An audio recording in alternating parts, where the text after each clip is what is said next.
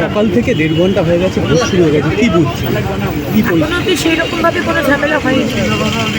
এগরাতে একটা বুথ জ্যামিংয়ের কথা শুনছি, সেটা কমপ্লেন জানিয়েছি। আর ভোটার পোলিং এজেন্ট বসতে দিচ্ছে না, কিছু কিছু জায়গায় আছে।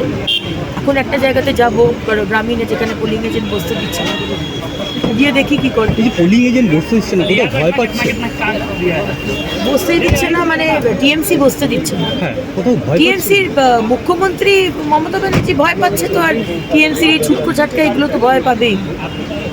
কাজ করলে ভয় পেত না, 13 বছর ধরে কাজ করেনি, চুরি করেছে, মানুষকে ঠকিয়েছে, মানুষের যেগুলো পাওয়ার কথা ছিল সেইগুলো কেড়ে নিয়েছে, বাজারে বিক্রি করেছে, তো ভয় পাবে না? ইলেকশনের সময় তো ভয় পাবেই। সকাল থেকে কেন্দ্রীয় বাহিনী যা মুভমেন্ট দেখছেন, খুশি? হ্যাঁ, কেন্দ্রীয় বাহিনী যথেষ্ট সক্রিয়, যথেষ্ট স্ট্রিক্টভাবে রয়েছে, এবং আমাদের সবসময়তে কথা চলছে ইলেকশন কমিশন, কেন্দ্রীয় বাহিনী কথা চলছে। এখনো পর্যন্ত ভোট তাদের মুখের উপরে ঠিকঠাকই চলছে। সেরকম আমার কাছে খবর আসে।